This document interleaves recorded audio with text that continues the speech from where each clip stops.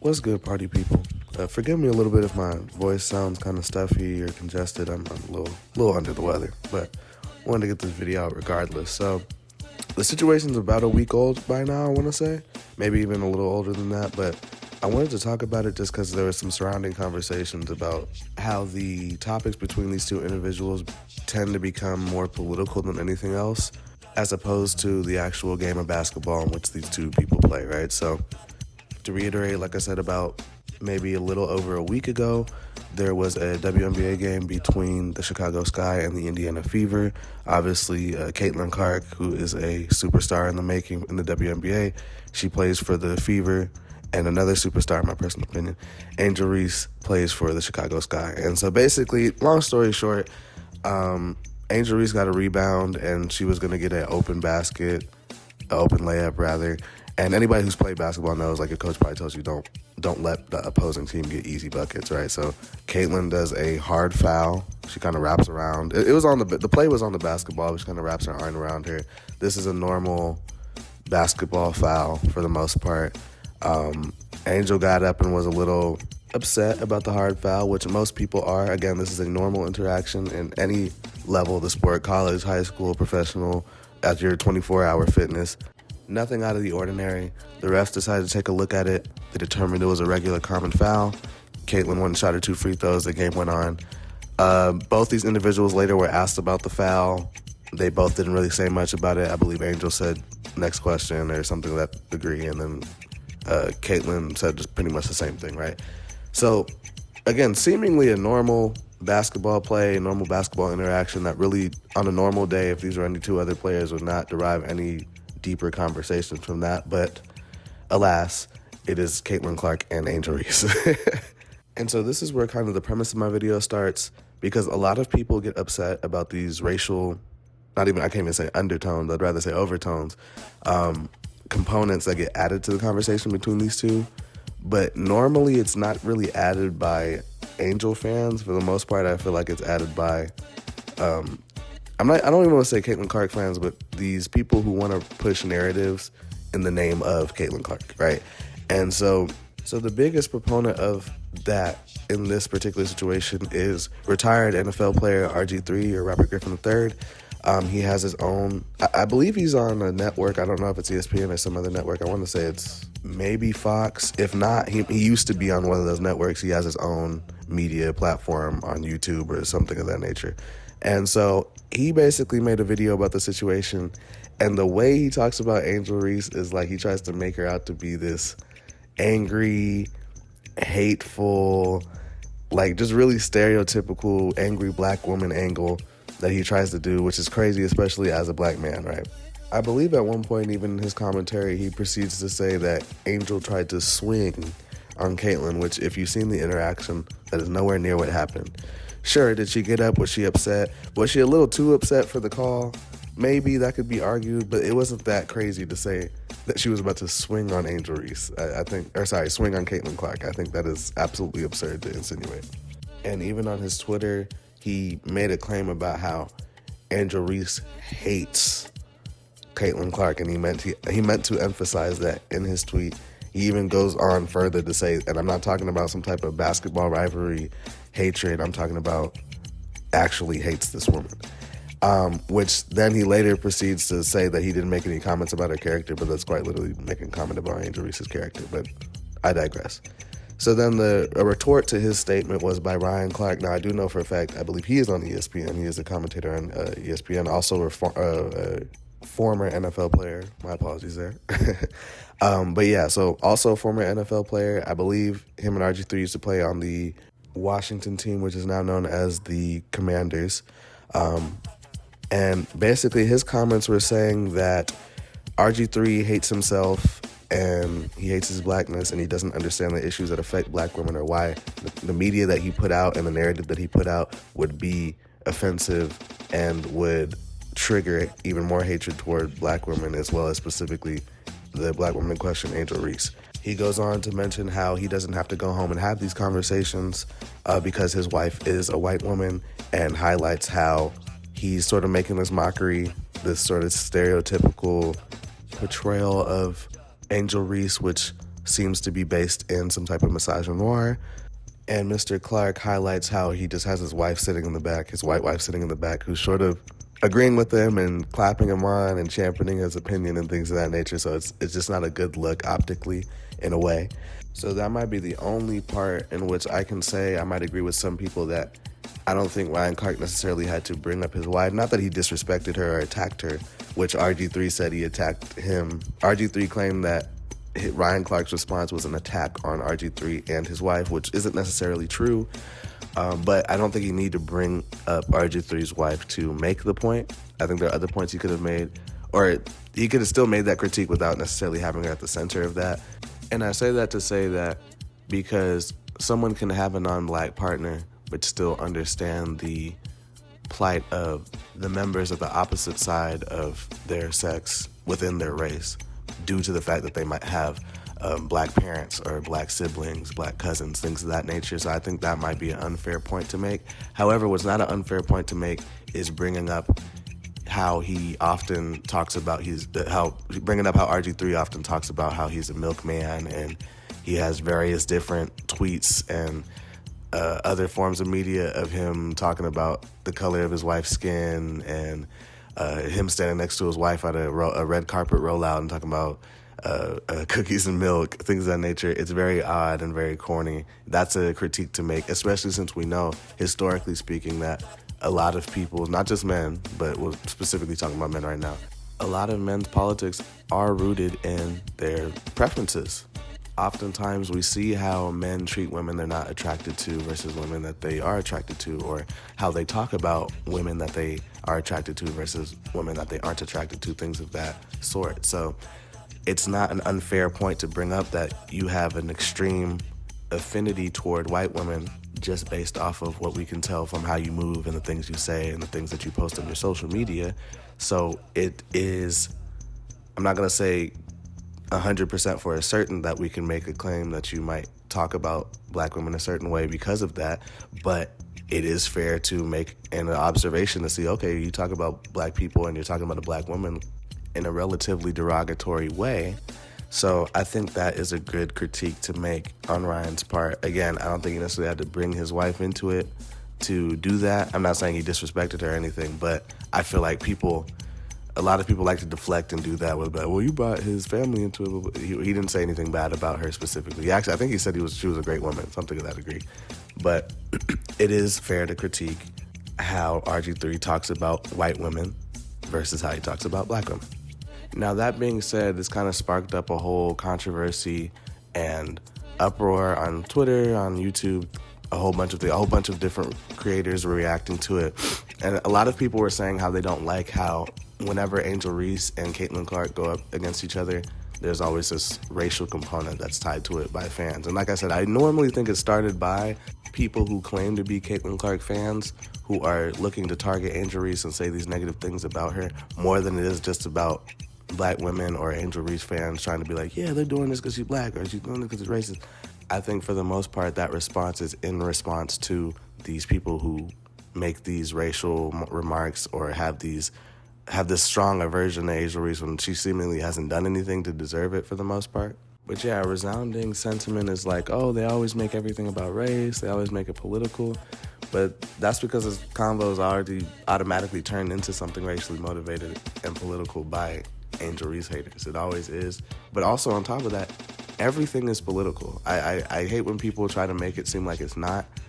I understand as somebody who's a fan of basketball, who's a fan of other things, when it's kind of like, oh, I don't want to, maybe I use this to escape my real life, so I don't want to hear about politics or hear about race. But everything is rooted in some type of politics, whether you like it or not. How you dress, how you talk, the clothes you wear, who you hang with, who you date, they all say something about you, whether it's overt or whether it's covert. They all say something about you. If you marry outside of your race, that one can assume that you are okay with interracial dating and interracial marriage, and that has been a political thing since however long, since for decades at this point. Even another example could be if you wear a fox fur coat, one can assume you don't necessarily care that much for animal rights or how animals are treated or how we take animal lives for the making of clothing Or maybe you do, but clearly you didn't care that much because you could have just gotten a faux fur coat that looked relatively the same, right? And you might be saying, or the argument might be to that, well, these are things that shouldn't be political, but the fact of the matter is that they are. The fact of the matter is that people make it political. So even if you think about the whole inception of the Caitlin Clark and Angel Reese rivalry, I guess you could argue that she started it technically when she was doing the "You Can't See Me" celebration in their face after beating her in the national championship back in college in what year? Maybe like 2022, I think, maybe. But it was really the fans and all the fanfare afterwards is what started the rivalry. I don't think either of these two individuals were really talking about each other or knew each other that much up until this point, but it was just the fans that started this. And even after, when that started, they tried to say Angel was classless, she was a sore winner.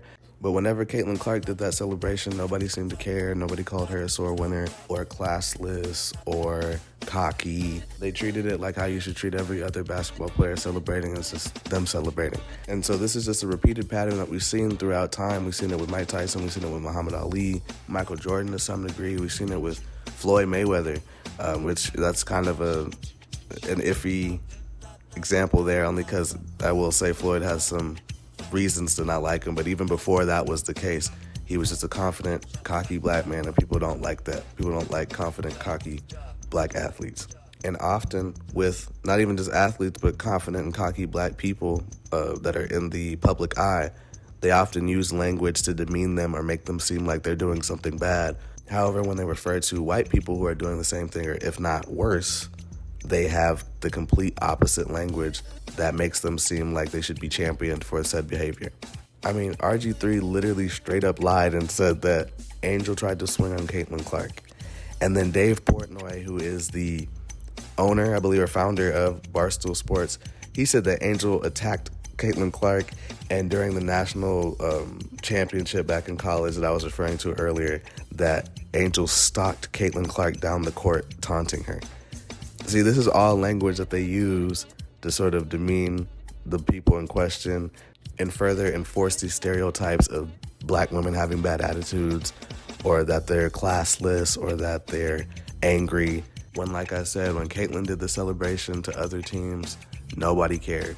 Or even in this example, if it was Angel Reese that gave Caitlin Clark a hard foul, they would have acted like she murdered somebody. So if the roles were reversed, they would have acted like Angel Reese murdered somebody. And I think the other factor that plays into this too is that Angel Reese is very much bigger in stature. And we know how white media has been trained to talk about big black people, and especially in relation to white women, and smaller white women at that.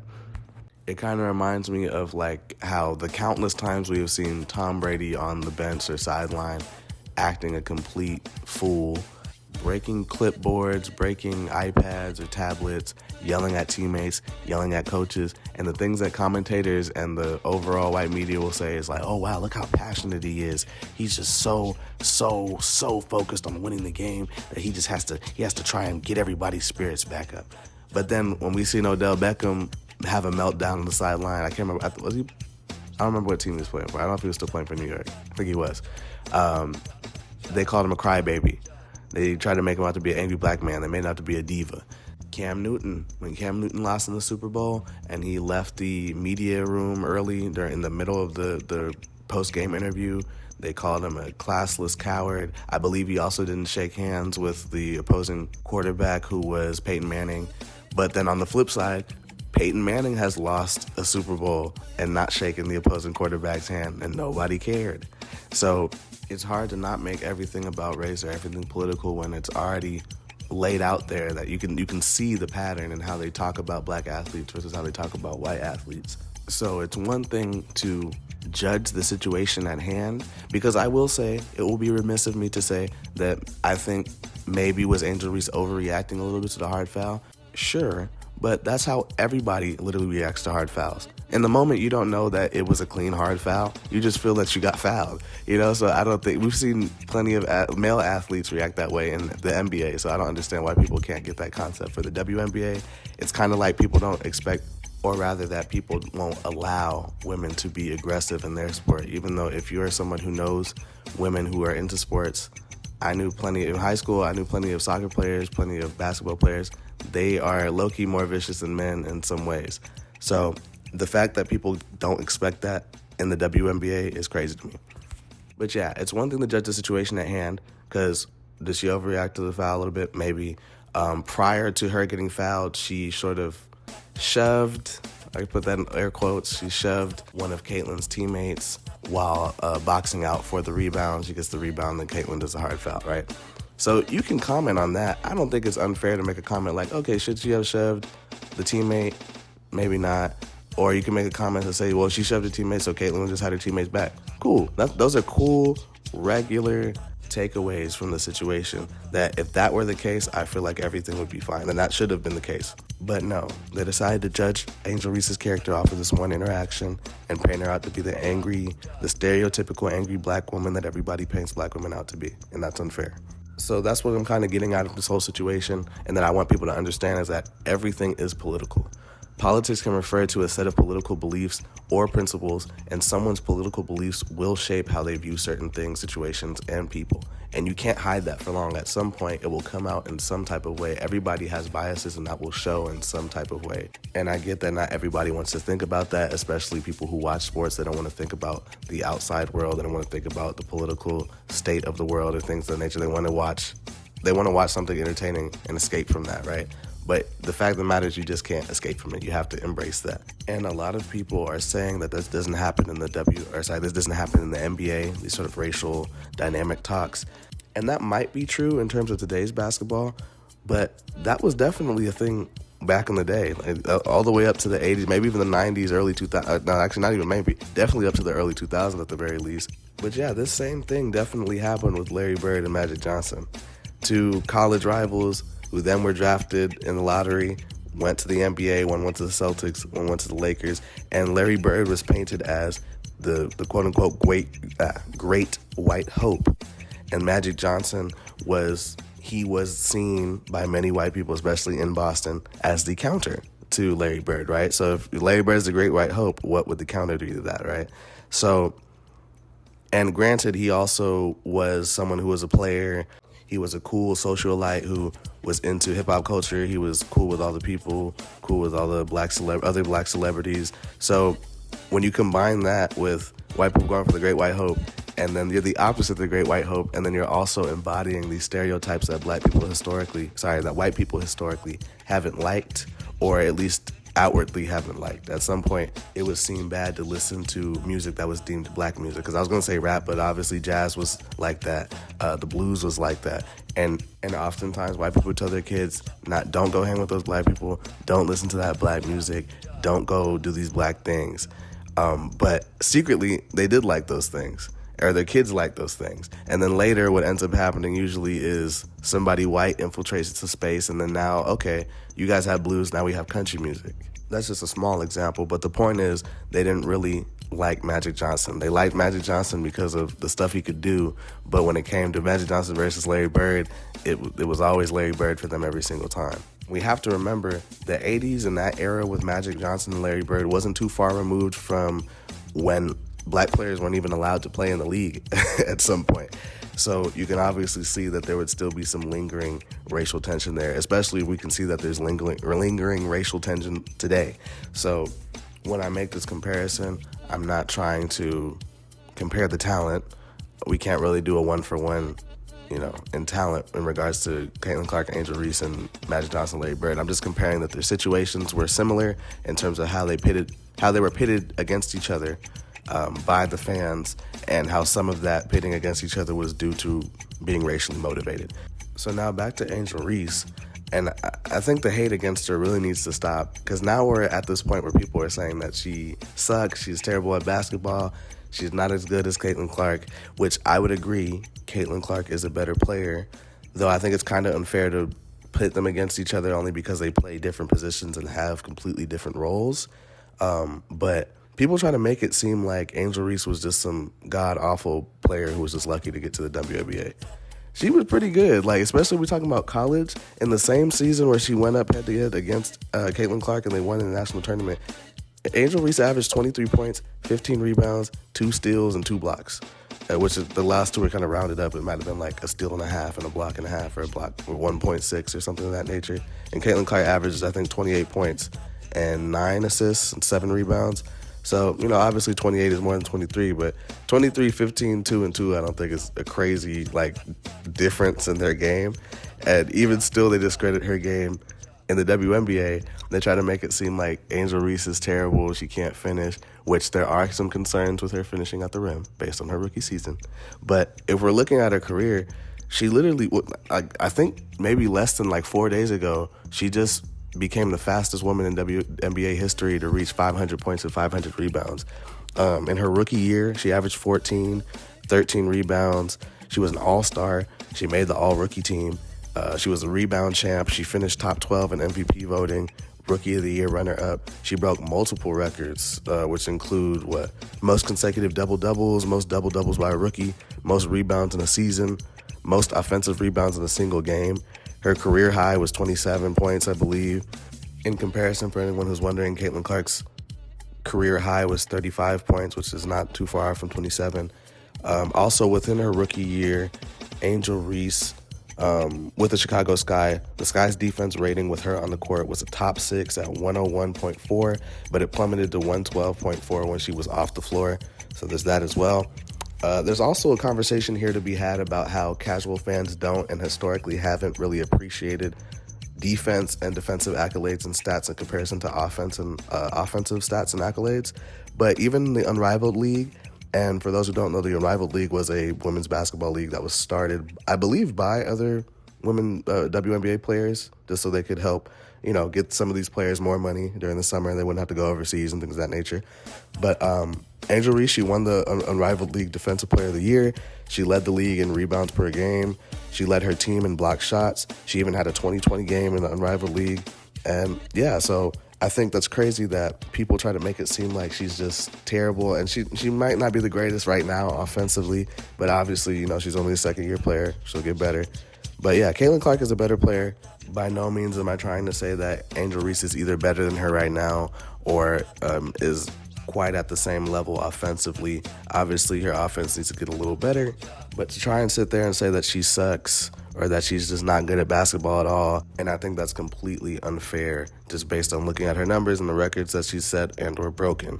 Clearly, people say these things about her due to that racial undertone, but then I also hate how it's trickled down to my people as well, because I've seen both black men and women just talk about Angel Reese in a negative light or talk about how trash she is or she's not even comparable to Caitlin Clark, which is just, I hate to see that from my own people. But I digress.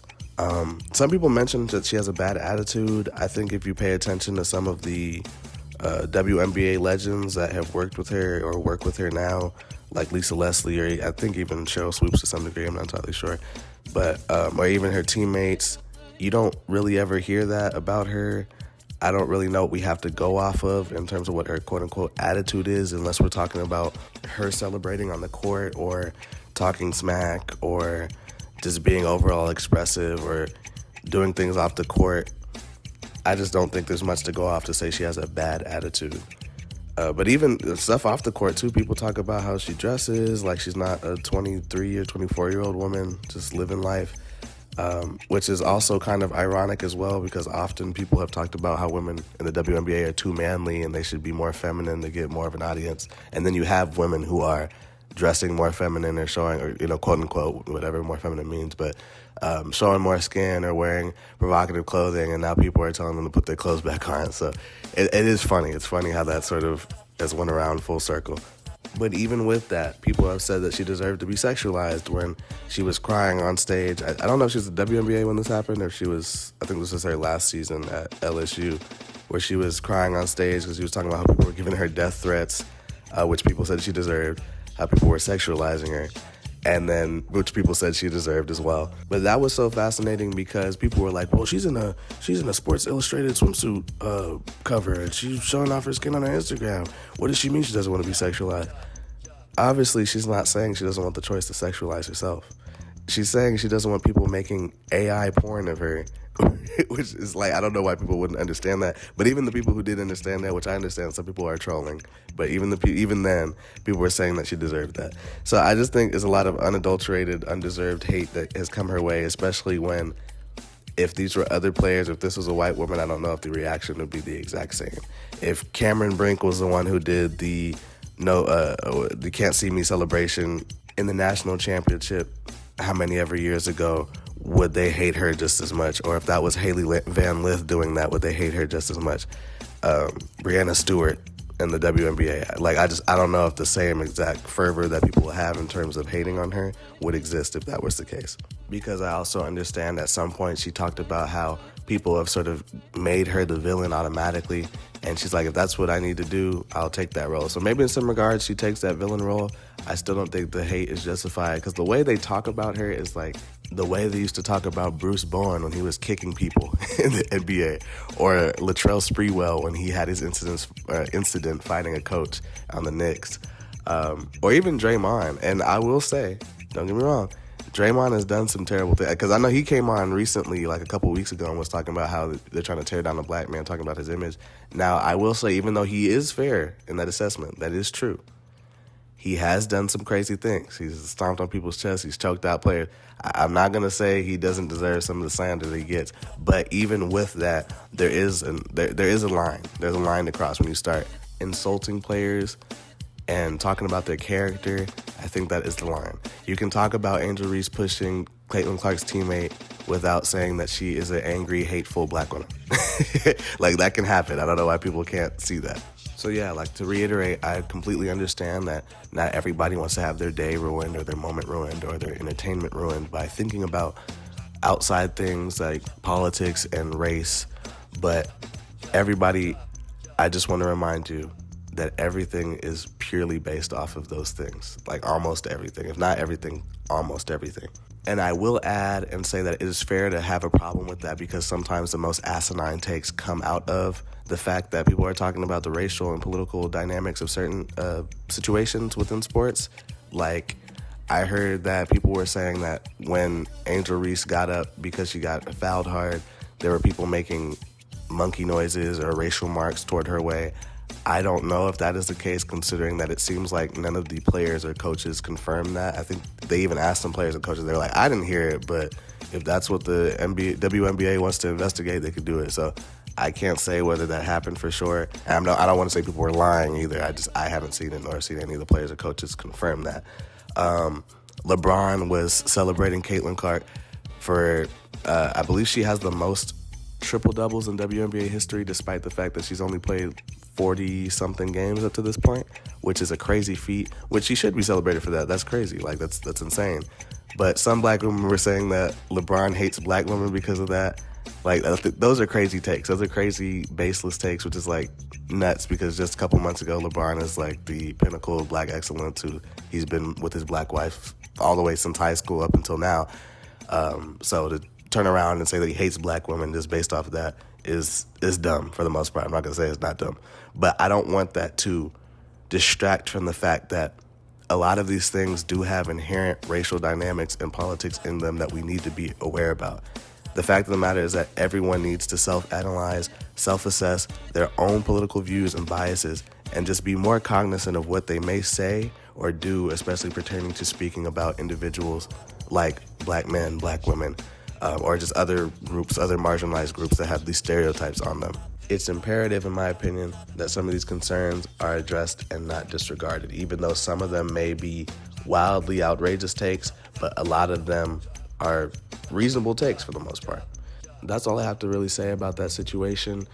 If you agree or disagree with me, I would love to see a comment. Please like and share as well. But whether you think I'm far behind or way ahead of the curve, I'm miles away. Thank you.